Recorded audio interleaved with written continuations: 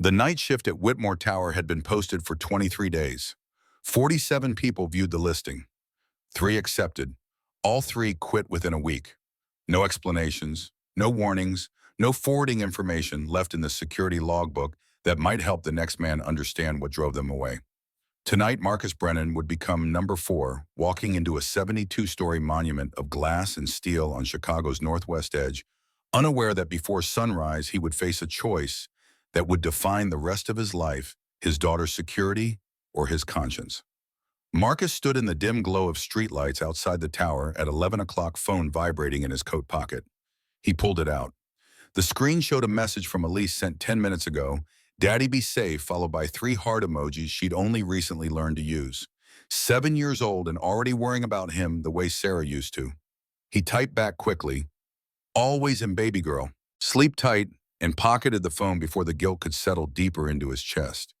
The building rose above him like a blade cutting into the October sky, every window dark except for scattered squares of light on the upper floors, where some executive had forgotten to shut down for the night. Marcus pushed through the revolving door into a lobby of polished marble and architectural silence, the kind of space designed to impress visitors who would never see it like this, hollow and echoing at the hour when the cleaners had finished and the white-collar workers had long since returned to their mortgaged homes and leased sedans. 5:30 that morning had started the same way the previous 800 mornings had started Marcus awake before the alarm, staring at the water-stained ceiling of a bedroom, barely large enough for the double bed he still couldn't bring himself to replace with a single. Sarah's side hadn't been slept in for 3 years, but he kept her pillow there, kept the wedding photo on the nightstand where he could see it first thing, kept the illusion that maybe if he held on to the physical evidence of what they'd been, the emptiness wouldn't swallow him whole. Elise had been awake too, already dressed in her school uniform, sitting at their cramped kitchen table with a bowl of cereal and a library book about dolphins. The apartment building's elevator had been broken for 6 months. The landlord kept promising repairs that never materialized. 3 flights of stairs every day, but at least the rent was something Marcus could almost manage if he picked up enough shifts. His daughter looked up from her book milk on her upper lip. The morning light through their single window caught the auburn in her hair, Sarah's hair, Sarah's eyes, Sarah's quiet way of watching the world like she was taking notes for later. "Mrs. Patterson asked about the field trip money yesterday." The words landed between them with the weight of all the things Marcus couldn't provide. The school had been planning this museum trip for weeks. $45, might as well have been $400. He'd been 3 days away from eviction last month before the temp agency finally called with the Whitmore Tower posting. "I'll have it next week, sweetheart. Promise, boss." Elise had nodded, gone back to her cereal, her book, her careful performance of not being disappointed. 7 years old and already learning to expect less. The thought made Marcus want to put his fist through the water-stained wall, but instead he'd sat down across from her and asked about the dolphins, listened to her explain echolocation and pod behavior with the earnest enthusiasm of a kid who still believed knowledge mattered, who still trusted that her father's promises meant something. The temp agency office smelled like burnt coffee and defeated expectations. Jake Sullivan had been waiting outside when Marcus arrived, leaning against the brick wall with his tool belt still on from whatever plumbing job he'd finished that morning. 45 years old, built like a fire hydrant, with the kind of face that had seen enough of life's machinery break down that very little surprised him anymore. "Whitmore Tower, Mark, you sure about this?" Marcus had pulled the job posting from his jacket. "Night security, 11 to 7 time and a half benefits after 90 days. The pay would cover rent, utilities, food, and maybe start chipping away at the medical debt that kept growing interest like a tumor. 3 people quit already. You hear why, Wang?" "No." Jake shifted his weight tool belt, jangling. "But I heard things. Building management doesn't like questions. Night shift sees things they're not supposed to see. I need the money. Rent's due Friday. Let me spot you, brother. You can pay me back whenever." The offer sat between them, generous and impossible. Marcus had known Jake since their Morrison construction days, back when Marcus wore a hard hat and supervised crews and brought home a paycheck that let Sarah stay home with baby Elise. Back before the cancer diagnosis, before the experimental treatments that insurance wouldn't cover, before the second mortgage and the third, and the decision to sell everything that wasn't nailed down just to buy another month, another week, another day. "I appreciate it, but I can't keep taking from people. It's not taking, it's family. Family's the reason I need to do this myself. Jake had studied him for a long moment, something saw and knowing in his expression. Your pride's gonna break you someday, Mark. Maybe, but it's all I've got left. Inside the agency, Marcus had signed the paperwork without reading it carefully. Standard liability waivers, background check, authorization, direct deposit forms. The woman behind the desk barely looked at him, just pushed papers across the counter, like she was dealing cards in a game where everyone loses, eventually. Between signing and his first shift, Marcus had done what any sensible man would do: research. Google turned up nothing unusual about Whitmore Tower. Standard corporate headquarters, flagship property of Hartford Development Corporation, owned primarily by the Whitmore family, with Diana Whitmore as CEO after her mother's death 7 years prior. Awards for architectural design, LEED certification. All the usual corporate achievement markers that meant nothing to the people who actually kept the building standing. Reddit had been more interesting. An anonymous post from 6 months ago: don't work Whitmore nights. Management doesn't want you asking questions. Last guy who did got fired for performance issues that nobody could explain. No follow-up. No clarification. Just a warning shot across the bow for anyone paying attention. Marcus had screenshot it, sent it to Jake, received back a text that said simply, be careful. That evening, before heading to the tower, he'd walked at least 3 blocks to Colleen Murphy's apartment. 62 years old, Irish to the bone, with rosary beads on her nightstand and a voice that could cut through steel when neighborhood kids got too loud outside her window. She'd watched Elise on nights when Marcus had to work before, never charged more than he could afford, always had the girl fed and half asleep on the couch by the time he came to collect her. You look worried. Elise had her overnight bag, her homework folder, the stuffed rabbit she claimed she was too old for, but couldn't sleep without. She was watching Marcus with those eyes that missed nothing. New job tonight, big building downtown, nothing dangerous. You'll come back. The question hit him like a punch. She'd asked it every night for the first year after Sarah died. Like maybe fathers disappeared too if you stop watching them carefully enough. Always baby girl. I always come home. She'd hugged him then, small arms around his waist, face pressed into his jacket. He'd held her longer than necessary, breathing in the strawberry shampoo Colleen had helped her pick out, trying to memorize the weight of her trust. Walking away from Mrs. Murphy's apartment had felt like walking away from everything that mattered, even though he knew he'd be back in 8 hours. The October night was cold enough to see breath, the streets largely empty, except for the occasional bus grinding past. Chicago at this hour belonged to the workers who kept the city functioning while everyone else slept. The janitors, the security guards, the all-night diner cooks, the invisible infrastructure of low-wage labor that held the whole precarious structure together. Now standing in Whitmore Tower's lobby with the keycard and radio in hand, Marcus understood why 3 people had quit. The silence wasn't peaceful. It was watchful, waiting. The kind of quiet that made every small sound feel significant, every shadow a potential threat. Thomas Wright came around the security desk as Marcus approached, moving with the nervous energy of a man who'd already made his decision to leave. 50-something, gray at the temples, with the soft build of someone who'd spent decades sitting behind desks.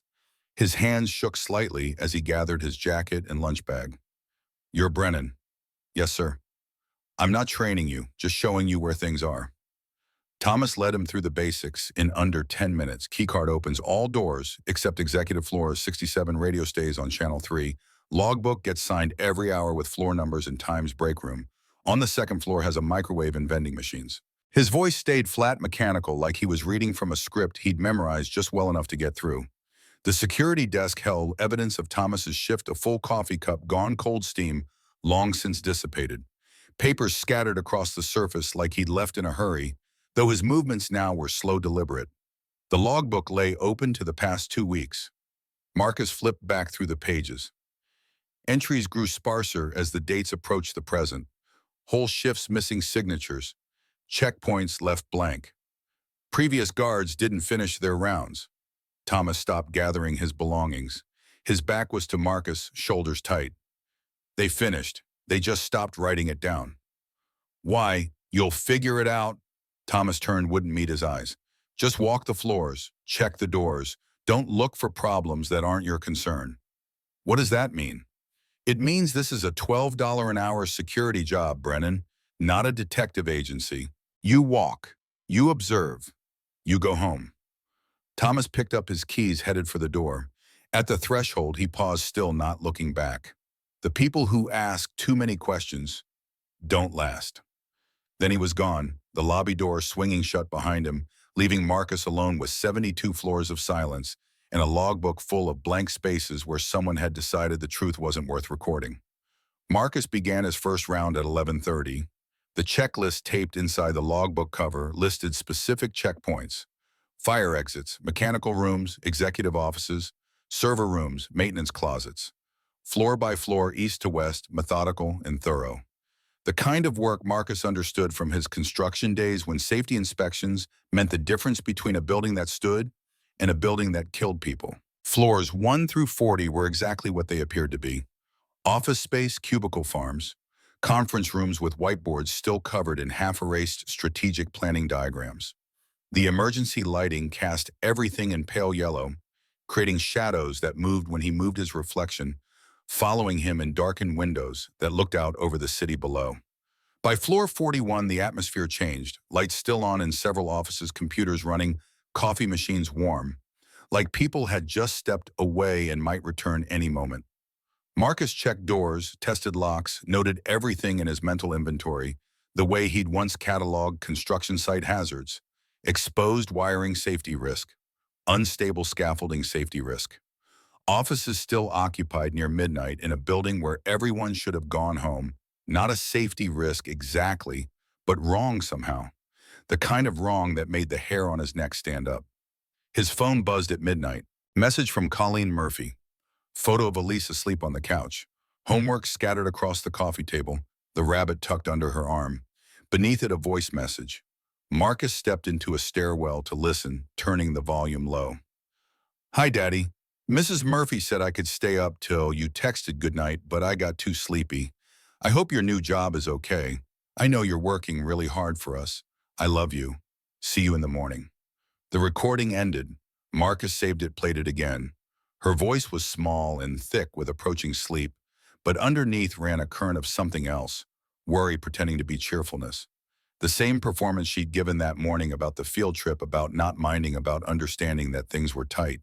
7 years old and already learning to make herself smaller so her father wouldn't feel like he was failing. He sent back a text, "Love you, baby girl, sleep tight," and pocketed the phone. The building felt different after that, less empty, like he was carrying something precious through its corridors, a reminder of why he was here, why any of this mattered. Elise deserved better than a father who scraped by, better than an apartment with a broken elevator and water stains on the ceiling, better than a life where $45 for a field trip felt impossible. The upper floors required different keycards. Marcus found the access credentials in the security desk, labeled and organized in a metal box that hadn't been opened in weeks based on the dust. Floor 50 and above, restricted access, executive territory. The elevator chimed soft and hollow as he rose, the car empty, except for him and his reflection in the polished steel doors. Floor 58 was different from everything below. No offices, no cubicles, just mechanical systems and infrastructure, the building's hidden skeleton. Industrial lighting, concrete floors, the steady hum of HVAC equipment, and electrical systems that kept everything running. This was the kind of space Marcus understood instinctively, the guts of the structure where function mattered more than appearance. The fire suppression system occupied its own room, marked with red emergency signage and multiple warning labels. Marcus almost walked past. This wasn't on the checkpoint list, but something made him stop, made him try the handle. Unlocked. Inside, pipes ran floor to ceiling, labeled with colored tape and stenciled codes. Pressure gauge had mounted at eye level, their needles pointing to numbers that should have meant something to anyone who understood the system. Marcus had done enough construction work to know the basics. Fire suppression in a building this size operated on water pressure. High pressure meant the sprinklers could fight a blaze. Low pressure meant the system would engage, but accomplish nothing except giving people a false sense of security, while flames consumed everything around them. The main gauge read 42 psi. Marcus stared at it, certain he was misreading. He checked the posted specifications on the wall system, requirement 110 psi minimum. He checked the gauge again. 42. He found the backup gauge 15 feet down the same pipe. 41. A maintenance log hung on a clipboard near the door. Marcus flipped through it. Entries going back 8 months all signed off as normal. System pressure 110 psi. No issues noted. Initials at the bottom, RG Robert Garrison, Operations Director, according to the signature key. Someone had been lying for 8 months. Someone had been checking these systems, seeing these gauges, and writing down false numbers, signing their name to documents that said everything was fine, while the building's primary fire safety system operated at less than 40% capacity. Marcus pulled out his phone, photographed the gauges from multiple angles. The numbers were clear, undeniable. 42 psi. He photographed the maintenance log, the specifications sheet, the serial numbers on the equipment. Then he stood there in the mechanical room alone, with the steady hum of failing infrastructure, and felt the weight of what he'd found settle onto his shoulders like snow that wouldn't melt. 5,000 people worked in this building during business hours. Secretaries, executives, maintenance workers, food service, staff, cleaning crews. People with families who expected them to come home. People who walked past fire alarm pull stations every day and never thought about whether the system they trusted would actually save them. The sprinklers would trigger if there was smoke. The alarms would sound. Everyone would do exactly what they've been trained to do in fire drills, moving toward exits in orderly lines while the sprinkler system engaged and delivered a light mist. Maybe enough to slow flames. Definitely not enough to extinguish them. Definitely not enough to save lives in the upper floors where evacuation took longest.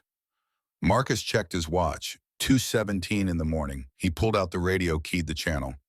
Security to building management. Need immediate contact. Static, silence. He tried again. This is Marcus Brennan, overnight security. I need to speak with building management. Emergency situation. Nothing. The radio channel stayed dead. He checked the contact sheet in his security packet. Building management office closed after 6 p.m. Emergency maintenance line, he dialed it, got a voicemail box that sounded like it hadn't been checked in months, based on the robotic voice that told him the mailbox was full. The building manager's after-hours contact was listed at the bottom of the sheet.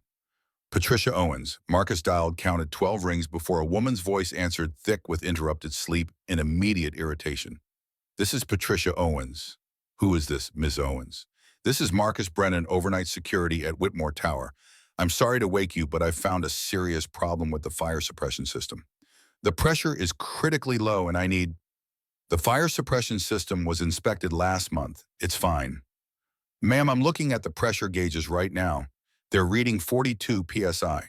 The system requires... I don't know what you think you're seeing, but our systems are inspected quarterly by certified technicians. If there was a problem, they would have caught it. Marcus kept his voice level, professional. The maintenance logs show normal readings, but the actual gauges... Listen carefully, Mr. Brennan. The irritation in Owens's voice hardened into something sharper. You're new, so let me explain how this works. The night shift is simple. You walk your rounds, you sign the logs, you go home in the morning. You don't create problems that aren't there. You don't make phone calls at 2 in the morning questioning systems that have been certified by professionals. You don't make everyone's job harder because you're overeager to prove something. This isn't about proving anything. This is a safety poem.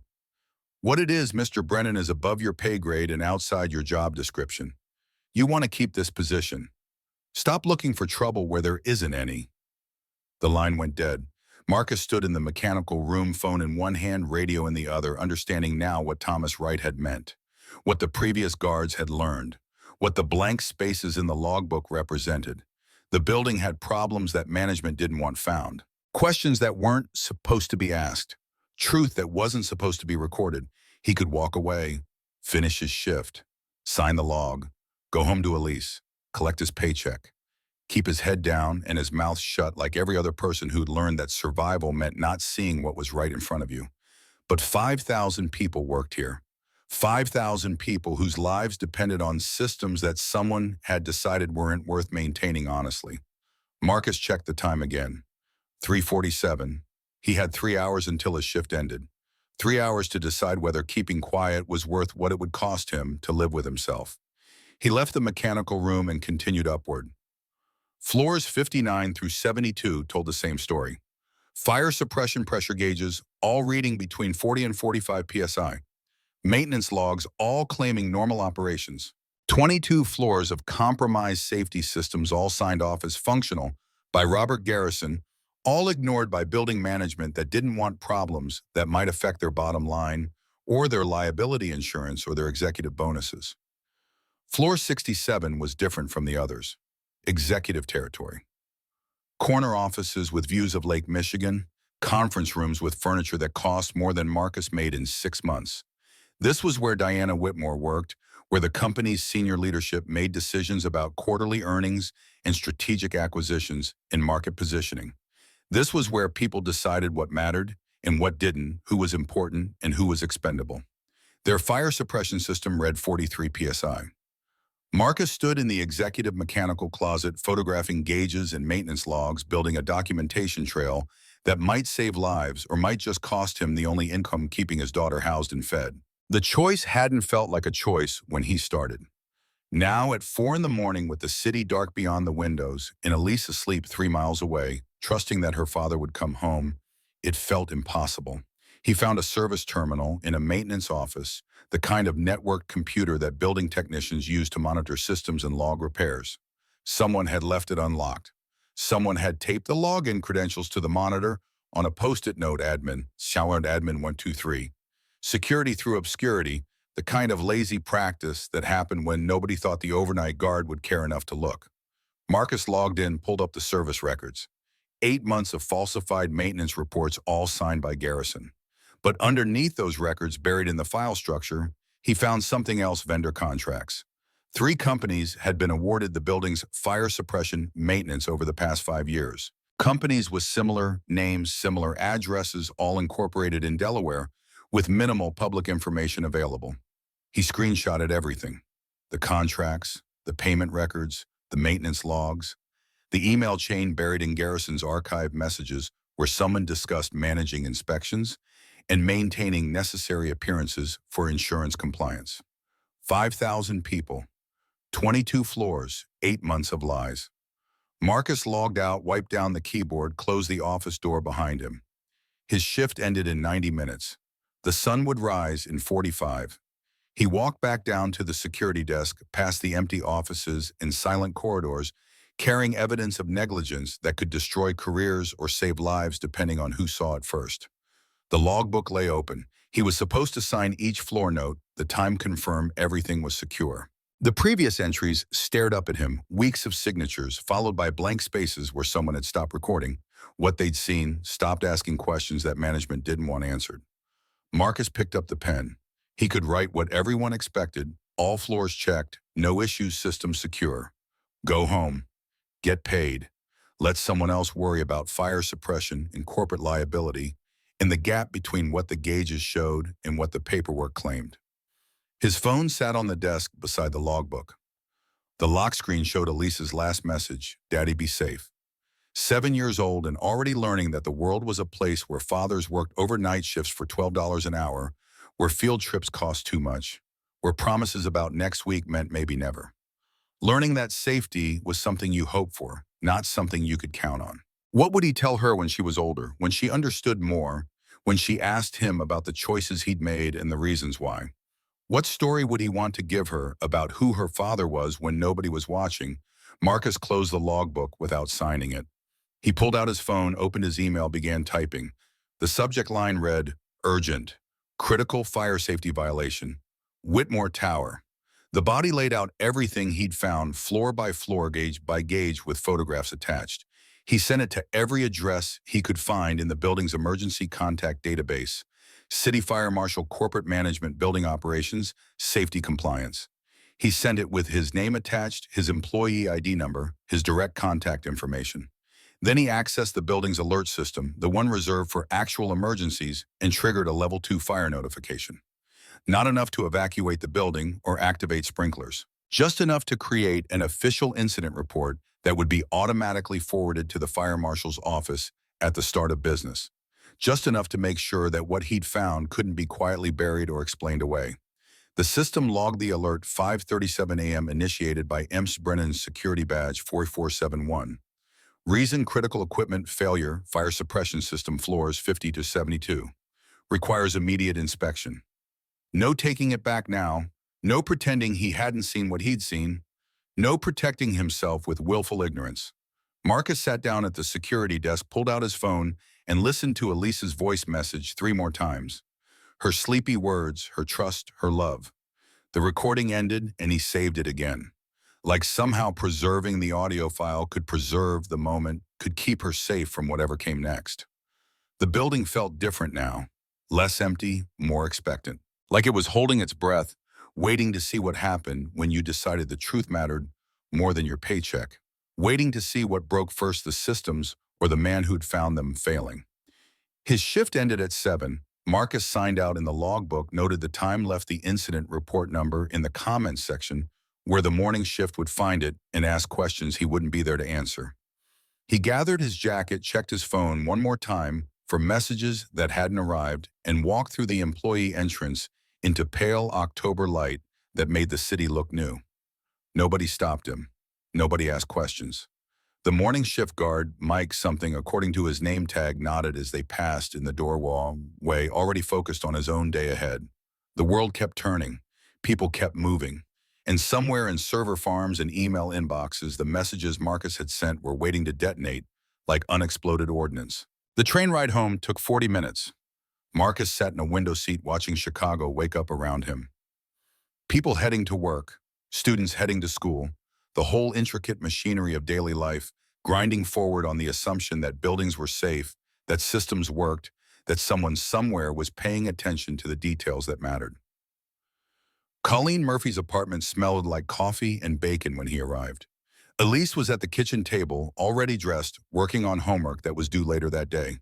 She looked up when he entered, and her face broke into the kind of smile that made every sleepless hour feel worthwhile. "Daddy, how was it?" "Was the building really big?" Marcus sat down across from her, accepted the coffee Mrs. Murphy pressed into his hands. "Biggest I've ever worked in." "Did you see any ghosts?" He laughed despite the exhaustion pulling at his bones, despite the knowledge that his phone could ring any minute with news that would change everything. "No ghosts, just a lot of empty hallways and machines that needed checking." "Are you going back tonight?" The question hung between them. Marcus didn't know the answer. He'd sent emails that accused the building's operations director of negligence. He'd triggered an emergency alert that would bring inspectors and questions and scrutiny that Whitmore Towers management clearly didn't want. He'd put his name on documentation that could save lives or end his employment, probably both. "I don't know, sweetheart." Elise nodded, went back to her homework. She was solving multiplication problems, her handwriting careful and precise, Sarah's handwriting. Marcus watched her work, felt the weight of the morning settling onto him like snow that wouldn't stop falling. Mrs. Murphy touched his shoulder. "You look troubled." "Just tired." "You're a poor liar, Marcus Brennan." She refilled his coffee, lowered her voice. "Whatever you're carrying, remember you're not carrying it alone." But he was alone. That was the thing about choices like this. You made them by yourself in mechanical rooms at 4 in the morning when nobody was watching. You live with the consequences by yourself, whether those consequences meant losing the job that kept your daughter fed, or living with the knowledge that you'd stayed silent while 5,000 people walked into a building with broken safety systems. His phone rang at 10:17. Unknown number. Marcus almost didn't answer, but something made him pick up. "Mr. Brennan," a woman's voice, professional, neutral. "This is Margaret O'Brien. I'm the Director of Human Resources for Whitmore Corporation. Ms. Whitmore would like to meet with you this afternoon. Are you available at 2 o'clock? The request landed like a punch. Not a termination call, not a threat, an invitation to meet with the CEO. "Why does she want to see me?" "She received your incident report. She has questions." A pause. "Mr. Brennan, I should tell you that Ms. Whitmore takes safety concerns very seriously. This isn't a disciplinary meeting." Marcus looked at Elise, still working on multiplication, unaware that her father's life was pivoting on a phone call. "I'll be there. Second floor reception area. Ask for me when you arrive." The line went dead. Marcus set down his phone, picked up his coffee, discovered his hands were shaking enough to make the surface ripple. Mrs. Murphy was watching him. What was that? The CEO wants to meet me. That's good, isn't it? I don't know. Marcus stood needing movement, needing air. I need to go home. Get a few hours sleep. Marcus, Mrs. Murphy's voice stopped him at the door. Whatever you did, whatever you found, you did the right thing. Don't forget that when they try to make you doubt it, he wanted to believe her, wanted to believe that doing the right thing mattered, that truth won out, that a man could stand on principle without losing everything that depended on him staying employed. But he'd lived enough years in the gap between what should happen and what actually happened to know better. The walk home took 10 minutes. Marcus climbed 3 flights of stairs to an apartment that needed repairs he couldn't afford, collapsed onto a bed that still felt too big without Sarah in it, and tried to sleep. His mind wouldn't stop running.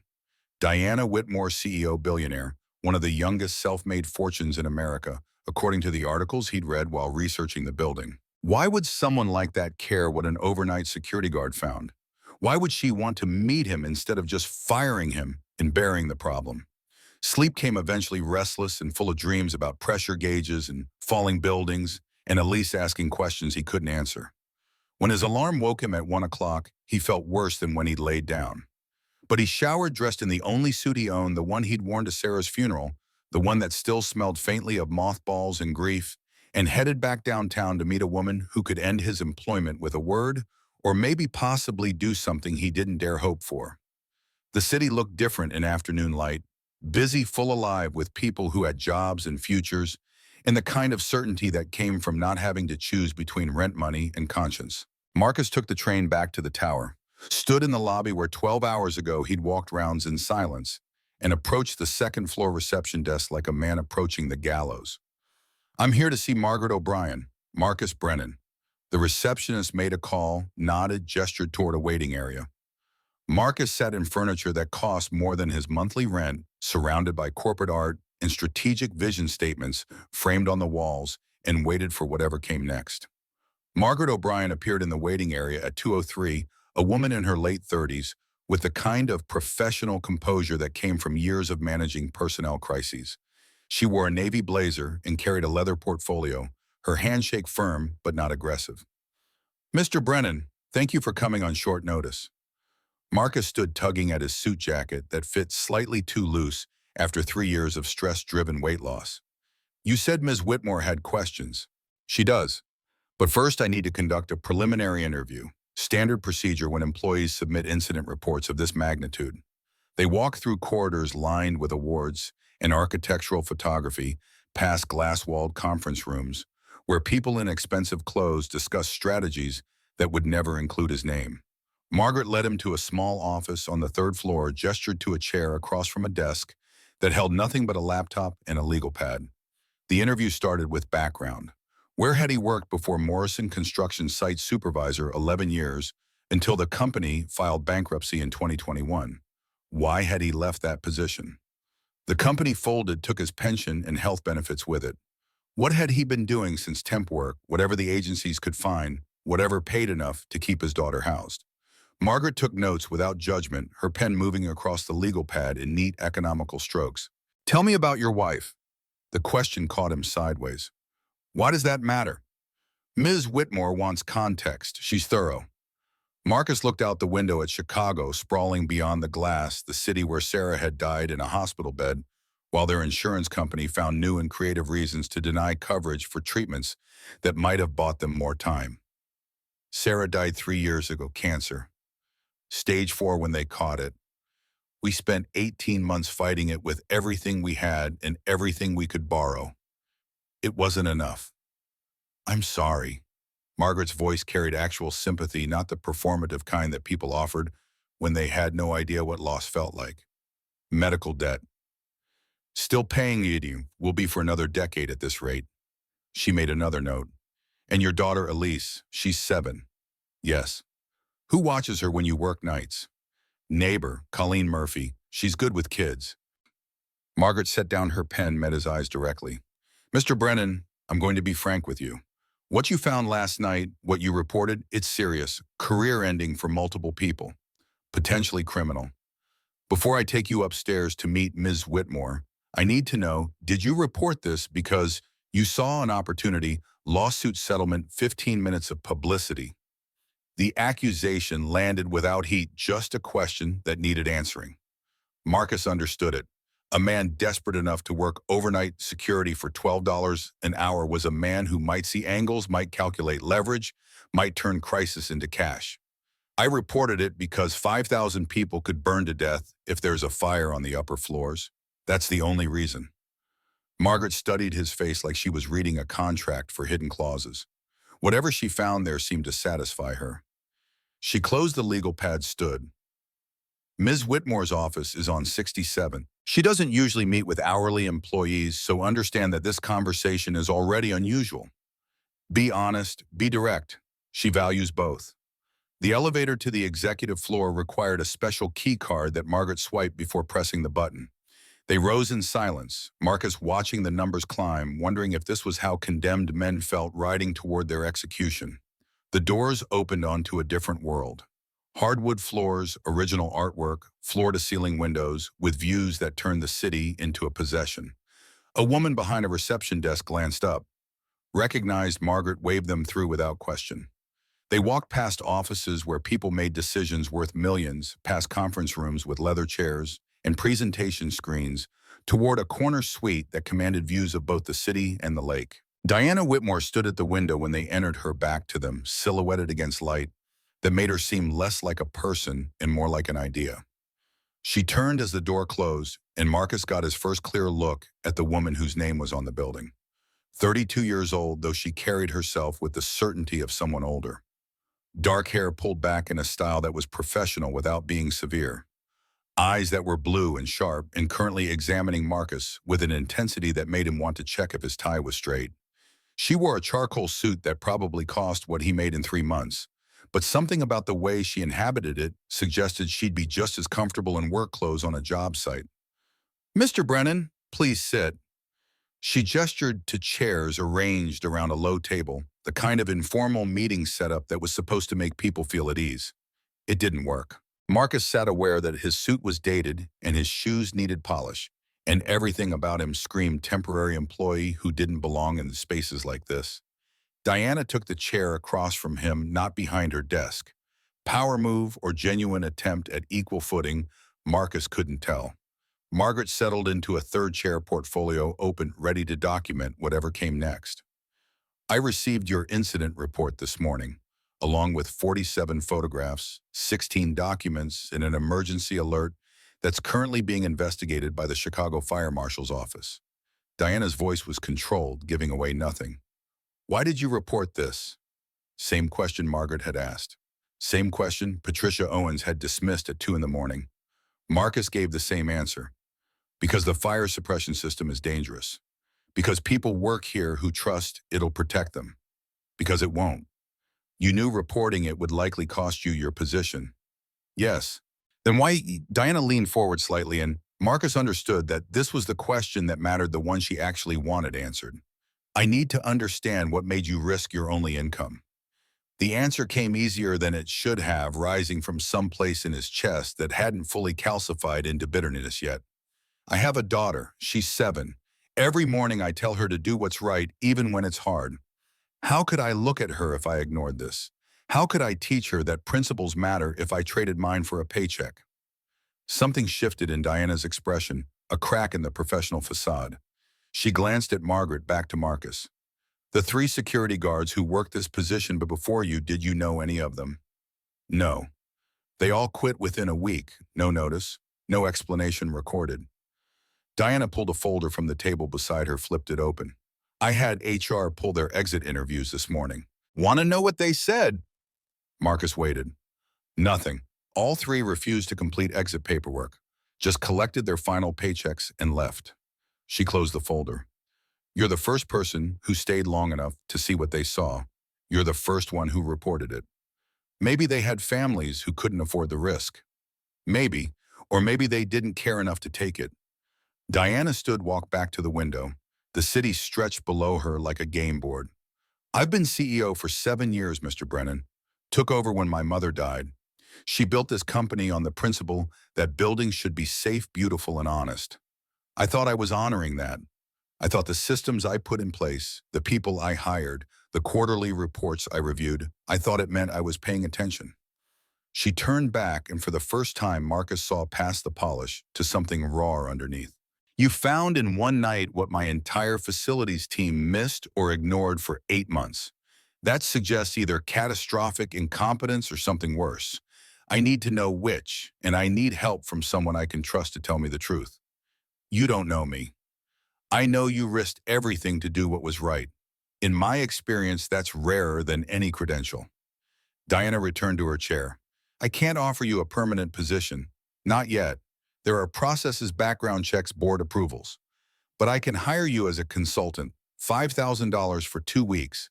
I need you to help me investigate what else we've missed. What other corners have been cut? Who else has been signing off on lies? $5,000, 2 weeks of work. Enough to pay rent, catch up on utilities, cover Elise's field trip, and a dozen others.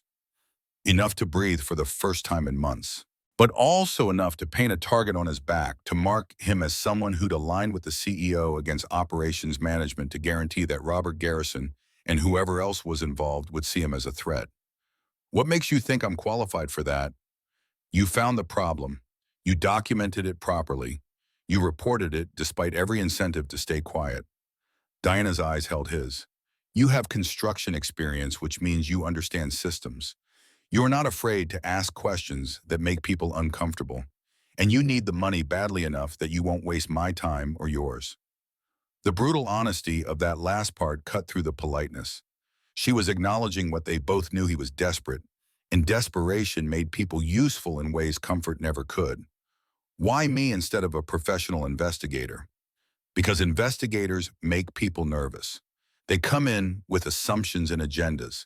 You're already in the building, already have access, already proved you're willing to look at things everyone else ignored. Diana pulled a document from her portfolio, slid it across the table. 2 weeks, full access to maintenance records, personnel files, service contracts. You report directly to me. Everything you find, I see first. Marcus looked at the contract without touching it. The money would change things for Elise. Would mean stability options, the ability to say yes instead of maybe next time. But it would also mean diving deeper into whatever corruption had rotted this building's infrastructure. Would mean making enemies of people who'd already demonstrated they were willing to falsify safety records. Would mean trusting that a billionaire CEO's promise of protection meant anything when corporate liability lawyers got involved.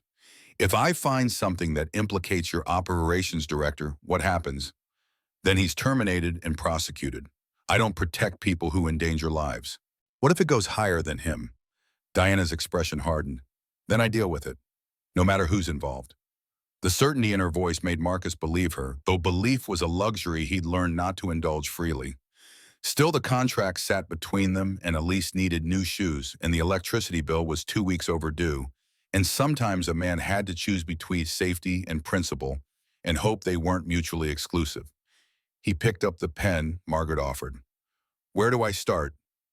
The next week dissolved into patterns Marcus recognized from his construction days: systematic investigation, methodical documentation, the slow accumulation of evidence that built a case brick by brick.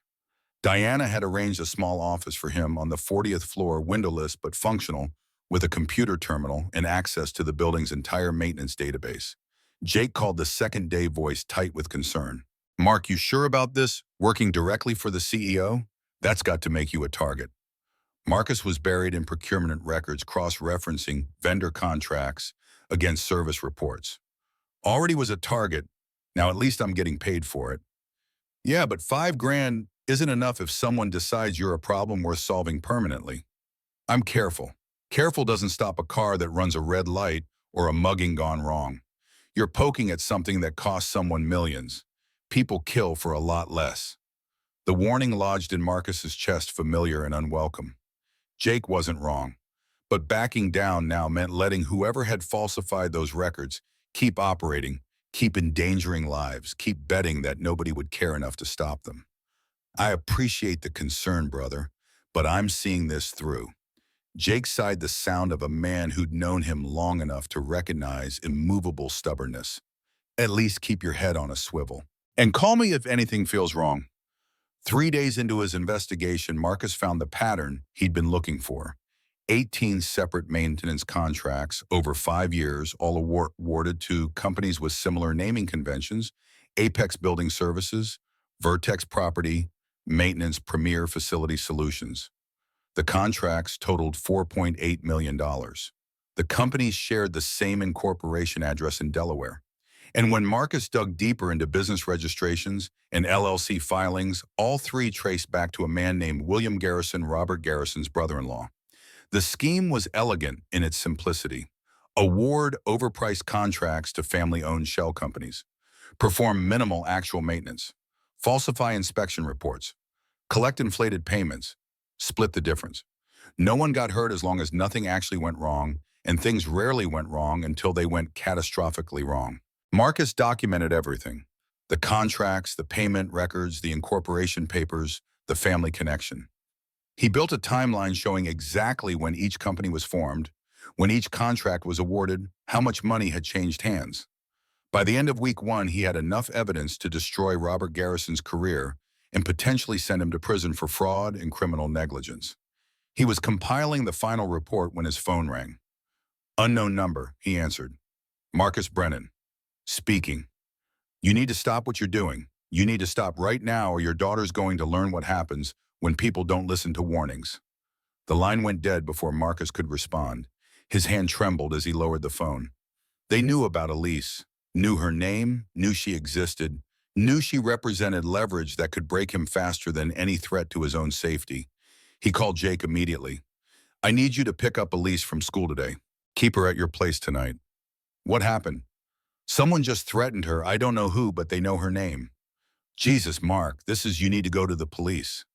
And tell them what? Someone made a vague threat over an untraceable number. They'll file a report and forget about it." Marcus was already packing his laptop, gathering the documents he couldn't leave unguarded. "Just keep her safe, please." "We will. Katie loves having her around. But Mark, this is getting serious. Maybe it's time to walk away." Walking away meant letting Garrison continue his fraud. Meant the fire suppression system stayed broken. Meant 5,000 people kept working in a building where safety was performance art backed by falsified paperwork. Can't do that. Even if it means Elise. The question was a knife between ribs. Everything Marcus did was supposed to be for Elise to give her stability and security and a father who could provide. But what kind of father traded her safety for his principles? What kind of man let his daughter become collateral damage in someone else's corruption? "I'll figure it out. Just keep her close." That evening, Marcus's car told its own story. Someone had slashed all 4 tires while it sat in the building's parking garage. Spray painted across the hood in dripping red letters, "Quit." The security footage showed nothing useful, the cameras conveniently malfunctioning during the crucial 30-minute window.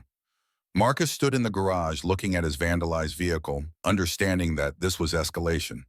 Threats followed by property damage, followed by what? How far would they go to protect $4.8 million in their freedom? He called Margaret O'Brien, reported the incident. Within 2 hours, Diana called him directly. "I'm assigning security to you and your daughter, 24/7 coverage, non-negotiable." Marcus's pride recoiled. "I can handle." "They threatened a 7-year-old child, Mr. Brennan. This isn't about what you can handle. It's about what I won't tolerate." Her voice carried an edge he hadn't heard before, something cold and absolute. "Security will start tomorrow morning. You'll have a driver. Elise will have protection walking to and from school. Your apartment building will have monitoring. If you refuse, I'll terminate the consulting contract because I won't be responsible for what happens when you insist on being vulnerable." The logic was airtight, even if it bruised his ego. Still accepting meant acknowledging he couldn't protect his own daughter, couldn't even keep himself safe while doing work that should have been straightforward. "Thank you. Don't thank me. This is my responsibility, my company, my failure that you're in this position." The next morning, a man appeared outside Marcus's apartment at 6:30. Dave Campbell, mid-30s, built like he'd played college football and stayed in shape afterward. Former Marine, according to the brief introduction he offered, now working private security through a firm Diana retained for executive protection. "I'll be with your daughter whenever she's outside the apartment. School activities, anywhere she goes. I stay visible, but I keep distance. She'll know I'm there, but I won't crowd her. Elise had been terrified when she first saw Dave, a stranger appearing in her life without explanation. But Dave had knelt down to her eye-level, voice gentle. Hi, Elise. I'm Dave. Your dad asked me to make sure you stay safe while he's working on something important. I'm going to walk with you to school, and I'll be around if you need anything. Is that okay? She'd looked to Marcus for confirmation. He'd nodded, tried to smile like this was normal, like 7-year-olds routinely needed armed security details. He's a friend, baby girl. He's here to help. By the third day, Elise had warmed to Dave's presence. He'd learned her favorite subjects, her concerns about an upcoming spelling test, her theories about whether dolphins or whales were smarter. He'd become a fixture, protective, but not intrusive, and Marcus felt the peculiar gratitude of a parent whose child was safer than he could make her himself. Diana called him to her office late that Friday after most of the building had emptied for the weekend. The sun was setting over Lake Michigan, painting the water gold and red. She stood at the window again, but this time she looked tired, the professional armor showing cracks. How's Elise handling the security presence? Marcus settled into the chair he'd begun thinking of as his during these meetings. Better than I expected. Dave's good with kids. He should be. He has 2 daughters of his own. Diana turned from the window. I reviewed your preliminary findings. The connections to Garrison's brother-in-law, the contract fraud, the timeline, it's thorough. It's damning. Yes. She moved to her desk but didn't sit, just leaned against it like the formal furniture was suddenly too much. I need to ask you something, and I need you to be honest. Have you found any indication this goes beyond Garrison? The question Marcus had been dreading. The one he'd hoped she wouldn't ask until he had complete certainty.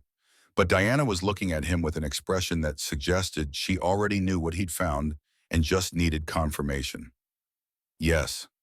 How high? Marcus pulled out his laptop, opened the file he'd flagged that morning. Email thread buried in Garrison's archives, easy to miss unless you were looking for patterns in communication around contract approvals. There's correspondence between Garrison and your father, discussing the fire suppression issues, how to handle them without triggering a full investigation. Your father signed off on deferring repairs until after. Marcus stopped, not wanting to finish the sentence. After what? After the company goes public. There's references to an IPO timeline, suggestions that negative publicity around safety violations would impact the stock valuation. Diana took the laptop, read the email thread in silence. Marcus watched her face, saw the moment comprehension became betrayal, saw the professional mask crack completely to show the daughter underneath. He was willing to risk lives for stock prices. Her voice was barely above a whisper. My father was willing to let people burn rather than admit we had problems that might cost shareholders money. I'm sorry. She looked up at him, eyes bright with something that might have been tears if she allowed them to fall. Don't apologize. You did what I hired you to do. You found the truth. What will you do with it? Diana closed the laptop, handed it back. The movement seemed to cost her something, a physical effort to let go of evidence against her own father. I don't know yet. I need time to think, to verify, to understand how deep this goes. Take whatever time you need. I'll keep investigating. No. She shook her head. You've done enough, more than enough. I can't ask you to keep digging when people are threatening your daughter. They're threatening her because I found something worth hiding. If I stop now, it tells them threats work. It makes Elise a permanent target. Marcus stood, driven by a conviction he couldn't fully articulate. I'm seeing this through, for me, for her, for everyone who works in this building. You hired me to find the truth. Let me finish. Diana studied him like she was trying to solve an equation with too many variables. Why are you really doing this? And don't tell me it's about principles or doing the right thing. What's the real reason? The question demanded honesty that Marcus hadn't planned to offer, but standing in this office with sunset light making everything look temporary and breakable, he found the words anyway. Because for 3 years I felt like I failed. Failed to save my wife. Failed to provide for my daughter. Failed to be anything except a man scrambling for whatever scraps the world throws my way. He met her eyes. This is the first time since Sarah died that I feel like I'm actually doing something that matters. Like I'm someone Elise can be proud of. I'm not giving that up because someone slashed my tires. The silence stretched between them, heavy with things neither of them knew how to say. Diana broke at first, her voice softer than he'd heard before. My mother died 7 years ago. Same disease that took your wife. I was 25, suddenly running a company I barely understood, trying to honor her legacy while my father wanted to sell everything and retire wealthy. We fought for 2 years. Board battles, legal challenges, the whole corporate warfare playbook. I won, but it destroyed whatever relationship we'd had. She moved to the window again, silhouette against dying light. So I understand. The feeling that you're failing people you love. The desperation to prove you're worth something. The need to stand for something that matters even when it costs everything. Marcus joined her at the window, maintaining careful distance, but feeling the strange pull of shared experience, shared grief, shared stubbornness. Below them, Chicago glittered with a million evening lives, people heading home to families and futures they still believed in. What happens now? Diana turned to face him close enough that he could see exhaustion written in fine lines around her eyes. Now I confront my father. Find out how much he knew, how long he's known, whether this is simple greed or something worse. Then I decide whether to destroy him publicly or handle it quietly. What do you want to do? I want to scream. I want to throw him out of the company my mother built. I want to make him answer for every life he was willing to sacrifice. Her jaw tightened. But he's still my father, and I don't know if I'm strong enough to burn that bridge completely. The vulnerability in her admission made Marcus want to reach out, offer comfort, bridge the professional distance that had defined their interactions. But he kept his hands at his sides, aware that crossing that line would change something neither of them might be ready for. For what it's worth, strength, it isn't about burning bridges. It's about building the right ones and knowing which ones to cross. Diana almost smiled. Is that what you tell Elise? I tell her that brave isn't not being scared. It's doing the right thing even when you're terrified. Your daughter is lucky to have you. I'm lucky to have her. She's the only reason I haven't given up entirely. They stood together in the fading light, two people who'd lost too much and were trying to build something from the wreckage. The moment stretched intimate, despite the professional setting, until Diana's phone shattered it with urgent vibration. She checked the screen, and whatever she saw there made her go pale. Dave Campbell just called. Someone tried to approach Elise outside your apartment building. 2 men. Dave intervened. They fled before police arrived. Marcus's world tilted. Is she okay? She's fine, scared but fine. Dave got her inside with Mrs. Murphy. Police are taking statements now. Diana was already moving, grabbing her coat. I'm going with you. You don't have to. They came after a child, Mr. Brennan, a 7-year-old girl whose only crime was being your daughter. I'm absolutely going. Her voice carried fury that had nothing to do with business and everything to do with violated principles. This ends tonight. The drive to Marcus's neighborhood took 20 minutes that felt like hours. Diana had her driver break speed limits, the black sedan weaving through traffic with corporate disregard for citations. Marcus called Mrs. Murphy, got confirmation that Elise was safe, upset but unhurt. Called Jake, told him what happened, ignored his friend's suggestion that maybe it was time to get Elise out of the city entirely. Dave met them outside the apartment building, professional composure intact, but anger simmering underneath. 2 white males, 30s, approached while she was walking home from the corner store with Mrs. Murphy. I was 20 feet behind. They tried to grab her. I intervened. They ran. Got a partial plate, gave it to police. They're reviewing security footage from neighboring buildings. Marcus pushed past him, took the stairs 3 at a time, burst into Mrs. Murphy's apartment to find Elise wrapped in a blanket on the couch, her face blotchy from crying. She looked up when he entered, and something in her expression broke him. Daddy, I was so scared.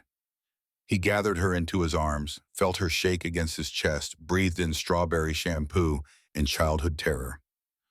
I know, baby girl. I know, but you're safe now. Dave protected you. The men said they had a message for you. Marcus pulled back enough to see her face. What message? They said to tell you that next time Dave won't be there. The threat landed like a physical blow. These weren't random criminals. They were calculated, deliberate, willing to traumatize a child to send a message to her father. And they'd gotten close enough to speak to her, close enough that if Dave had been seconds slower. Diana appeared in the doorway, saw Elise's tears, and something in her expression transformed from corporate fury to something more primal. She moved to the couch, knelt in front of the terrified child. "Hi, Elise, I'm Diana. I work with your father." Her voice was gentle but steady. "I want you to know that what happened today won't happen again. I'm making sure of it. You're going to have the best protection in the city. People who will keep you safer than anyone has ever kept you before. Do you believe me?" Elise looked at this stranger with red-rimmed eyes, trying to decide if trust was warranted. "Are you Daddy's boss?" "I am." "Are you going to fire him because bad people are trying to hurt us?" Diana's expression softened further. "No, sweetheart, I'm going to stop the bad people. Your father did something very brave, and sometimes when people are brave, other people get scared and act like bullies. But bullies only win if we let them. We're not going to let them. Promise? I promise." Diana held out her hand, and after a moment, Elise shook it solemnly. Mrs. Murphy appeared with tea, her Irish pragmatism a steadying force. "The police want statements from everyone. They're in the hallway." The next hour dissolved into bureaucratic ritual statements, forms, witness descriptions, promises to follow up. The police were professional, but Marcus could read their subtext. Without better evidence, without identifiable suspects, without proof of intent beyond two men approaching a child, there wasn't much they could do except increase patrols. Diana made calls that changed the landscape. Within 2 hours, she'd arranged for a private security firm to monitor the building, had upgraded the locks on Marcus's apartment door, had offered to relocate them both to a corporate housing unit in a building with actual security infrastructure. Marcus declined the last part. "I appreciate it, but Elise needs stability. Moving her again, changing everything, it'll just scare her more. Then we make this place secure."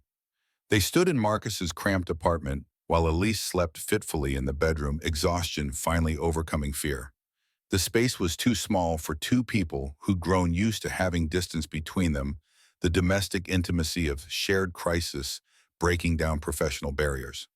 "I should go." Diana moved toward the door. "Let you rest." "Wait." Marcus didn't know what he wanted to say, just knew that her leaving felt wrong somehow. "Why are you doing all this, the security, the investigation, protecting Elise? I'm just a consultant. You've already got enough to fire Garrison to fix the problems. Why keep going?" Diana stopped, turned back. The question seemed to require consideration she hadn't given it before. "Because you trusted me to do the right thing. And because when I met you, when you explained why you reported the fire suppression failure, you said you couldn't look your daughter in the eye if you stayed silent. That resonated with me. Made me realize I've been looking away from things that mattered because it was easier than confronting them." She took a step closer. "My father betrayed everything my mother built, everything I thought we stood for. You showed me that. You risked everything to show me that. The least I can do is make sure you don't lose what matters most." The air between them felt charged with more than professional obligation. Marcus recognized it, the dangerous pull towards someone who understood the weight you carried, who saw your struggle and met it with their own. It would be easy to cross the distance between them, to find comfort in shared grief and shared determination. But Elise was sleeping 15 feet away, and Diana was his employer, and some lines existed for good reasons. "Thank you for everything. Don't thank me yet. We haven't won anything." Diana pulled out her phone. "My father called an emergency board meeting for Monday morning. He's moving to remove me as CEO." The revelation hit Marcus like cold water. "Because of the investigation. Because I told him about it. Told him I knew what he'd done, what Garrison had done, how long they'd been covering it up. He said I was being hysterical, that I was jeopardizing the company over nothing. When I said I was going to the authorities, he threatened to have me removed for breach of fiduciary duty." Can he do that? He can try. He has allies on the board, people who've been loyal to him for decades, people who see me as the inexperienced daughter who got lucky inheriting my mother's shares. Diana's expression hardened. "But I have evidence. I have you. And I have enough anger to burn down everything if they try to protect him." Marcus understood what she was really saying. The battle was escalating beyond fire suppression systems and fraud charges into corporate warfare, where careers and fortunes hung in the balance. And she was asking him to testify, to stand up in front of board members and powerful people and tell them what he'd found, knowing it would paint an even bigger target on his back. What do you need from me? The truth, everything you found documented clearly. Be ready to present it Monday morning. Show them exactly what's been happening under their noses. She met his eyes. And be prepared for them to attack your credibility, your motives, everything about you. My father will try to make you look like an opportunist. Can you handle that? Marcus thought about Elise sleeping in the next room, about the men who tried to grab her, about the choice between backing down and standing firm. The answer was easier than it should have been. I can handle it. Then we go to war Monday. Diana moved to the door again. Get some sleep. Keep Elise close. I'll have additional security posted overnight. She was gone before Marcus could respond, leaving him alone in an apartment that suddenly felt too quiet, too vulnerable, too much like the fragile illusion of safety it had always been. He checked on Elise, found her curled around her stuffed rabbit, breathing steady but occasionally whimpering in her sleep. He sat on the edge of her bed, stroked her hair the way Sarah used to, and made promises he hoped he could keep. The weekend passed in suspended animation. Jake and his wife Katie took Elise Saturday and Sunday, giving Marcus time to prepare his presentation for the board meeting. He compiled every piece of evidence, the contracts, the emails, the falsified reports, the timeline showing exactly when each decision was made and by whom. He built a case that was airtight, irrefutable, the kind of documentation that left no room for excuses. Jake called Sunday night. Mark, Katie's worried. Hell, I'm worried. You're about to go up against a billionaire and his allies. Even if you win, you lose. They'll destroy your reputation, make sure you never work in this city again. Maybe. Not maybe. Definitely. Rich people protect their own.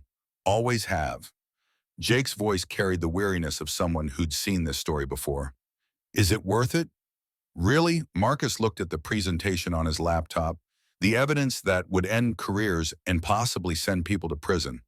Thought about Diana standing in his apartment, promising to protect Elise, promising to fight. Thought about the 5,000 people who still worked in a building with compromised safety systems.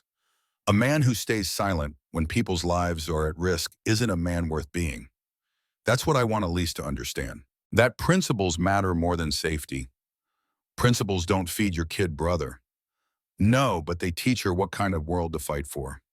Monday morning arrived cold and clear, the kind of October day where Chicago looked almost beautiful if you didn't think too hard about what winter was coming.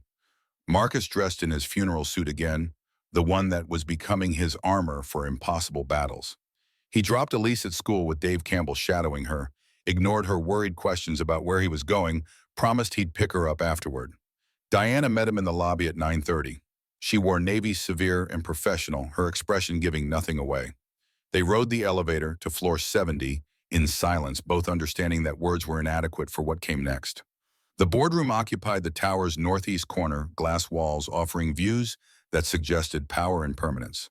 9 board members were already seated when Diana and Marcus entered. Alan Whitmore sat at the head of the table, 68 years old and radiating the confidence of a man who'd never been seriously challenged. Robert Garrison stood near the windows, and when his eyes landed on Marcus, something murderous flickered across his face before professional composure reasserted itself. Diana took her seat, gestured for Marcus to stand beside her. The board members watched with varying degrees of curiosity and suspicion. Who was this man in the cheap suit, and why was he being included in executive business? Alan opened without preamble. This emergency session has been called to address serious concerns about Diana's fitness to serve as CEO. Recent actions have demonstrated reckless judgment, unauthorized expenditures, and decision-making that puts the company at significant financial and legal risk. He laid out his case with practiced precision. $8 million spent on emergency repairs without board approval, a fire marshal investigation that could trigger regulatory fines, a consultant hired to investigate internal operations based on unverified accusations from a temporary employee with questionable credentials. Diana's emotional response to routine maintenance issues has created a crisis where none existed. Her inability to separate personal feelings from business judgment makes her unfit for leadership. I move that she be removed as CEO effective immediately, with interim leadership to be determined by this board. One board member, a silver-haired man Marcus didn't recognize, seconded the motion immediately. Diana stood her composure absolute. Members of the board, before you vote, I'd like you to see what my emotional response actually uncovered. She nodded to Marcus. He connected his laptop to the presentation screen, pulled up the first image, a pressure gauge reading 42 psi with the specifications chart showing required minimums. This is the fire suppression system on floor 58. The gauge should read 110 psi minimum. It reads 42. The same is true for 22 floors in this building. His voice stayed level, factual. If a fire breaks out on the upper floors, the sprinklers will engage. They'll deliver approximately 40% of necessary water pressure. People will burn to death while the system pretends to save them. He advanced to the next slide, the maintenance log, with Robert Garrison's signature claiming normal operations. For 8 months, these gauges have been reading critical failure, while inspection reports claimed everything was fine. Someone was lying, systematically, deliberately. Murmurs around the table. Board members leaning forward, squinting at the evidence projected larger than life. Marcus showed them the contracts next. The shell companies, the family connections, the payment records showing $4.8 million flowing to companies that performed minimal actual work. Showed them the timeline of when problems were identified, when they were hidden, who knew what and when. And then he showed them the email thread, the one between Robert Garrison and Alan Whitmore, the one discussing deferring repairs, managing inspections, avoiding publicity that might impact the planned IPO. The room went silent. Alan's face had gone white, then red, his hands gripping the table edge. That's fabricated.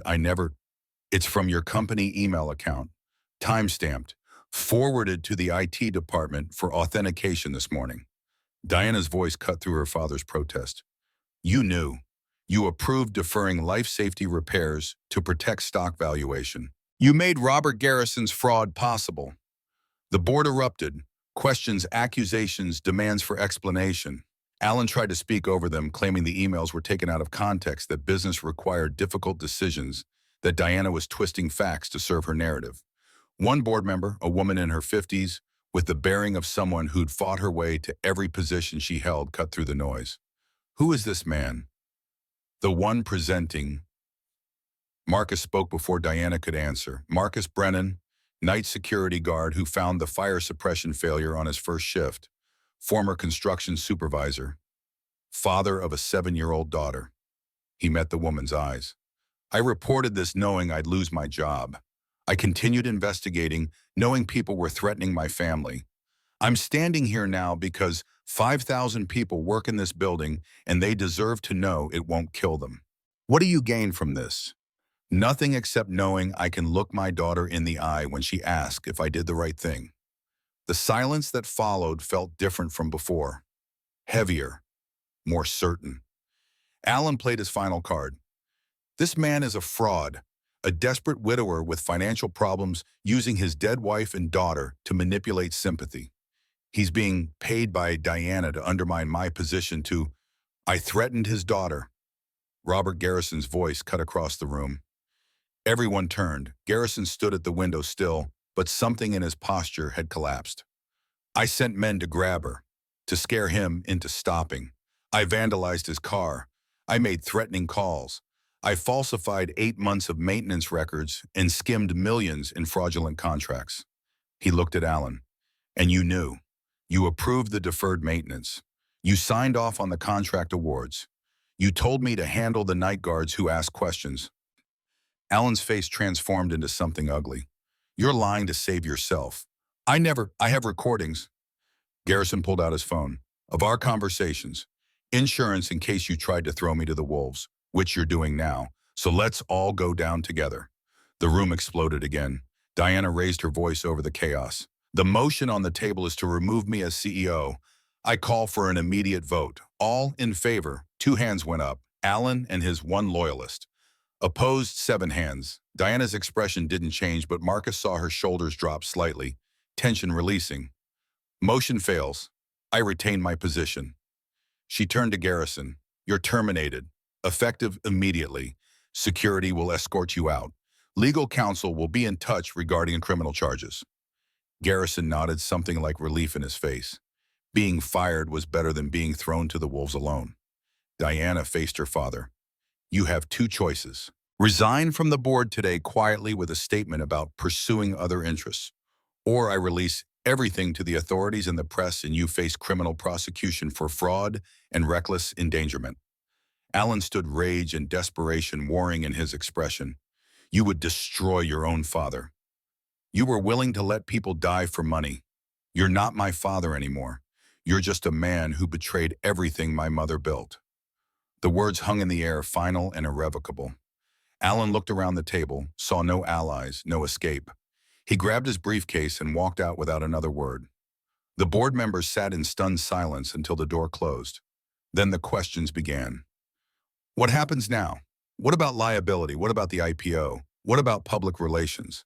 Diana fielded them all with calm authority, laying out a plan she'd clearly prepared: immediate transparency, voluntary disclosure to authorities, a comprehensive safety audit of all company properties, a complete overhaul of maintenance oversight. We turn this into a demonstration of ethical leadership. We show the industry what accountability looks like. We make this our competitive advantage rather than our destruction. The board debated for another hour. Marcus stood silent, watching Diana command the room, seeing her transform crisis into opportunity through force of will and strategic clarity. By the time the meeting ended, she'd secured approval for everything she wanted: emergency funding, independent audits, her choice of new operations director. When the room finally emptied, leaving just Diana and Marcus, she allowed herself one moment of vulnerability. She sat down heavily, put her head in her hands, breathed. I just destroyed my father's career and possibly sent him to prison. Marcus sat beside her.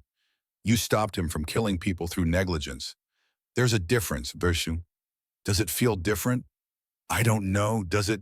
She looked up, eyes bright with unshed tears. It feels like I'm orphaned. My mother's dead. My father's dead to me now. I'm alone. Without thinking, Marcus reached out and took her hand. The gesture was simple, human, the kind of comfort one person offered another when words weren't enough. You're not alone. Diana's fingers tightened around his. What happens now? Now we fix what's broken. Make this building safe. Make sure your mother's legacy means what it should. And us. The question hung between them, loaded with possibilities neither had fully examined. Marcus was still holding her hand, aware that they'd crossed some invisible line from professional to personal, from CEO and consultant to something more complicated. I don't know, but I'd like to find out. Diana smiled, tentative but real. So would I. Ard count 6, 992 words.